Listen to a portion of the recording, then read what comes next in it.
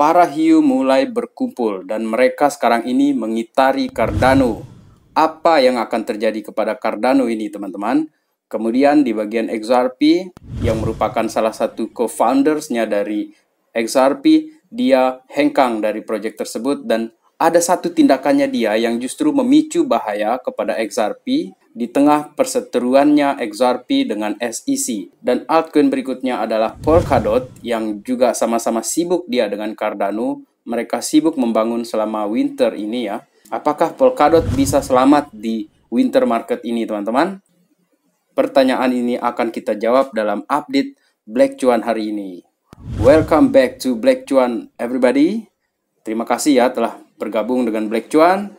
Baik, sebelum saya memulai, bagi teman-teman yang mungkin baru bergabung di channel Black Cuan ini, silakan untuk meninggalkan komen ataupun like channel ini atau video ini, dan jangan lupa untuk subscribe ya teman-teman. Dan sebelum kita ke Cardano, kita akan bahas dulu sebentar ya mengenai Bitcoin ini, karena dia adalah papanya dari semua altcoins. Jadi Bitcoin ini akan mencapai rekor tertinggi baru dalam 24 bulan. Ini menurut CoinShares CSO. Bitcoin ini mungkin ya akan jatuh lebih jauh lagi nih dari harga yang sekarang, tetapi Chief Strategy Officer CoinShares yang bernama Meltem Demirors itu percaya bahwa cryptocurrency ini akan mencapai all-time high-nya yang terbaru dalam 24 bulan ke depan. Dan dia berbicara di Squawk Box CNBC ya pada 11 Juli. Demirors ini mencatat ya bahwa Bitcoin itu selalu menjadi aset dengan siklus yang terulang terus-menerus. Jadi dengan penarikan dari puncak ke bottom itu bisa sampai 80 hingga 80% ya, dan itu pernah terjadi secara historis. Dan Bitcoin saat ini ya berada di harga 19.400-an dollars ya, dan dia ini turun 2% selama 24 jam terakhir, dan dia sudah turun 72% dari all-time high-nya di bulan November kemarin. Namun, pembalikan ini mungkin masih membutuhkan waktu, mengingat Demirors ini juga mengatakan ya, tidak ada katalis yang sekarang ini menandakan akan adanya pembalikan arah, dan ini menandakan more pain, terutama untuk proyek kripto yang lebih lemah ini, teman-teman. Jadi jelas ya, akan ada banyak likuidasi, banyak kebangkrutan yang berdampak besar pada pasar nanti ini, dan kita ini sedang berbicara tentang modal 10, 20, bahkan sampai 30 miliar dollars ini, teman-teman. Dan pada dasarnya ini bisa saja menguap hanya dalam waktu semalam ini. Volatilitas semacam ini sudah jadi makanan sehari-harinya ini orang-orang yang investasi di kripto mungkin dari 4 atau 5 tahun sebelumnya. Dan ini tentu ya akan mengakibatkan tekanan yang lebih kuat ya untuk waktu-waktu yang akan datang, atau more pain ya. Termasuk juga altcoin-altcoin yang lemah nanti itu akan tersapu nanti ini selama winter market ini. Jadi ini mirip juga ya dengan apa yang mungkin akan terjadi di saham teknologi lainnya. Tetapi ini ada tapinya, teman-teman. Kejadian bear market yang menyakitkan ini ya, itu juga bisa berfungsi dan berpeluang besar ya bagi orang-orang yang tidak memiliki koin untuk masuk ke pasar kripto untuk pertama kalinya. Dan seperti kata di Cointelegraph di sini ya, keberuntungan berpihak pada yang berani di kripto saat ini. Dan sekarang kita ke Cardano, teman-teman. Cardano sekarang dapat diterima sebagai pembayaran di lebih dari 7 juta bisnis. Dan ini membawa ADA kepada massa atau mungkin adopsi yang lebih luas ya. Dan gateway pembayaran ADA ini memungkinkan pelaku bisnis untuk menerima pembayaran di ADA. Kemudian di sini update-nya yaitu adalah plugins ADA Pay itu dikembangkan oleh salah satu fans AI dan SSI Argentina bernama Rodolfo Miranda yang merupakan salah satu pemenang dari inisiatif Project Catalyst Cardano ya, dalam kemitraannya mereka itu dengan Coty. So, solusi gateway ADA Pay ini adalah gateway pembayaran berbasis perangkat lunak yang ketika diintegrasikan dalam platform bisnis ini memungkinkan bisnis untuk menerima penyelesaian atau settlement-nya di ADA langsung dari klien. Cardano dan Catalyst ini meluncurkan insentif Project Catalyst sebagai sarana untuk mendorong inovasi yang ditujukan untuk pengembangan lebih lanjut dalam ekosistemnya Cardano. Jadi dana 1 miliar dolar ini disisihkan untuk proyek tersebut, teman-teman. Berbicara tentang proyek tersebut ya, Miranda ini pun berkata di sana bahwa proyek ini sangat mudah. ADA Pay API ya menyederhanakan proses pengembangan, tidak hanya didokumentasikan dengan baik, tetapi juga tim Coty itu dengan sangat cepat memberi kami dukungan untuk semua pertanyaan bahkan kekhawatiran kami. Jadi luar biasa ya kerjasama mereka ternyata selama ini. Jadi untuk teman-teman yang mungkin mengoleksi Cardano atau barangkali juga sekarang ini sudah punya Koti ya, coba mungkin kalian tulis di kolom komentar ya, ada berapa stok Koti kalian yang disiapkan untuk long term investment kalian. Oke, kita lanjutkan. Rencana ekspansi Cardano ini tetap ada meskipun di tengah crypto winter. Inisiatif ini adalah salah satu langkah yang diambil oleh Cardano untuk ekspansi. Dan ekosistem Cardano ini terus saja berkembang meskipun di tengah winter market atau bear market. Selain itu, hard forks atau fasil hard forks Cardano itu diharapkan akan diluncurkan dengan lancar di mainnetnya bulan Juli ini ya, dan baru saja dia itu sudah berhasil melewati testnetnya dengan berhasil. Kemudian para hiu sekarang ini teman-teman ya, para hiu mengitari Cardano menjelang potensi bullish breakout. Data on-chain menunjukkan bahwa tekanan beli dari pemegang atau holders hiu kelas menengah ya itu sudah mulai meningkat dan ini dapat memicu breakout atau bullish breakout. Cardano saat ini terkonsolidasi antara support di $0,43 dan resistennya di $0,5. Sementara itu ya, holders hiu yang kelas menengah tadi itu telah menambahkan lebih dari 79 juta ADA ke posisi mereka. Jika mereka berhasil mengatasi resistensi di $0,5 ya, maka ini dapat memicu breakout sebesar 52% untuk Cardano, teman-teman.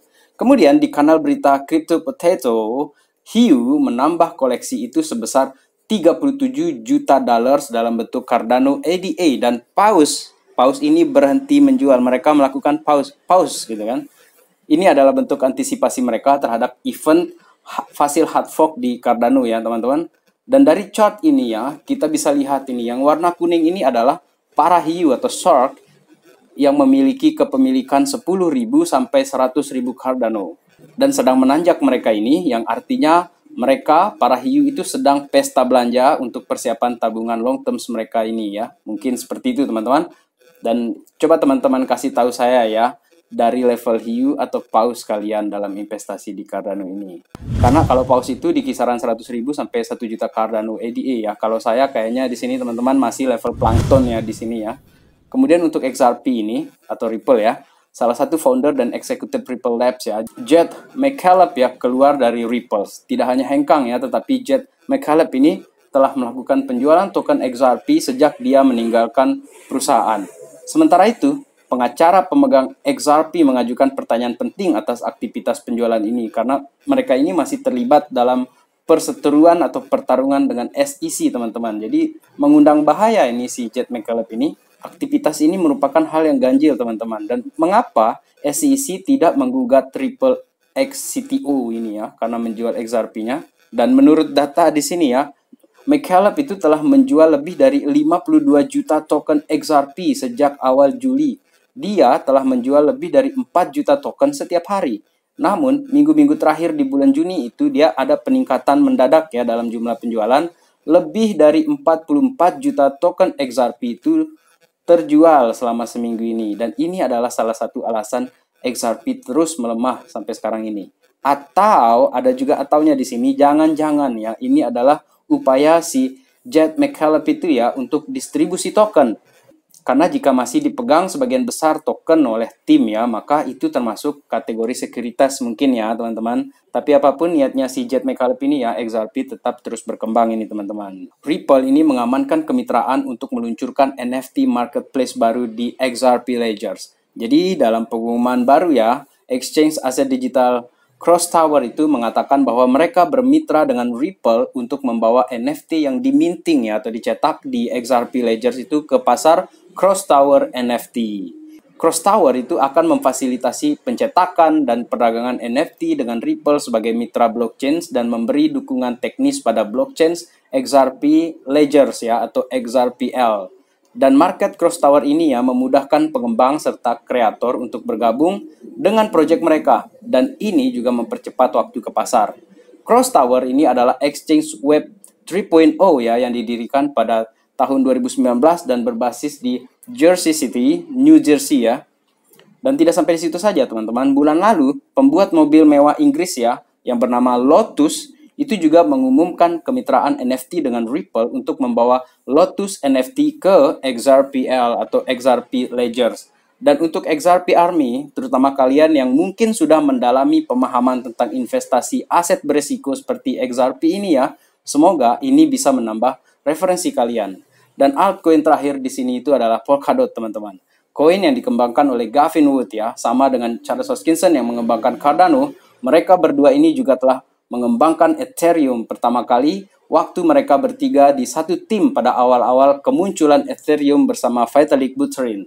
Dan rupanya sama seperti Cardano yang sibuk berkembang di tengah winter market, Polkadot ini juga sibuk berkembang di tengah winter market ini, teman-teman. Dan menurut IMB Crypto di sini, apakah aktivitas pengembang cukup untuk menyelamatkan DOT dari menyentuh bottom dari market ini?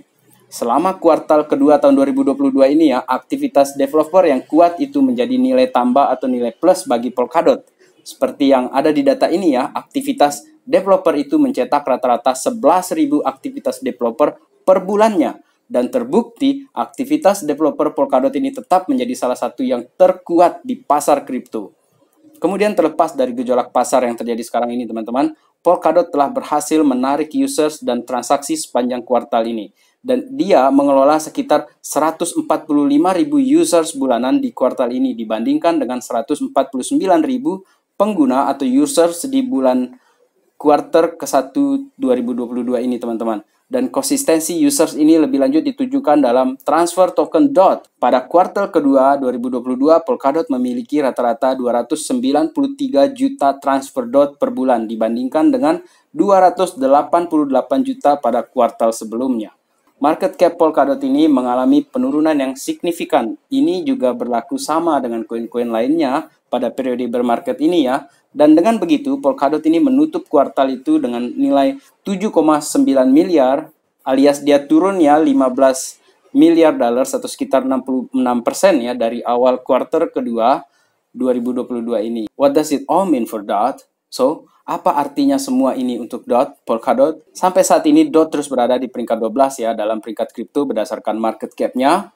Dan dengan aktivitas pengembangan atau development yang tinggi ya dan pengguna serta investor yang loyal atau setia, Polkadot ini mungkin akan dapat segera bangkit dan DOT investor akan dapat memetik manfaatnya di waktu-waktu yang akan datang. So please my friend, be patient.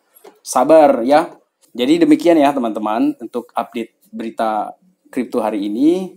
Untuk XRP, untuk Polkadot, untuk Cardano. Dan semoga ya update berita kali ini dapat menambah referensi untuk update informasi investasi kita ya teman-teman. Terima kasih telah menonton. Salam Black Cuan. Peace my friend.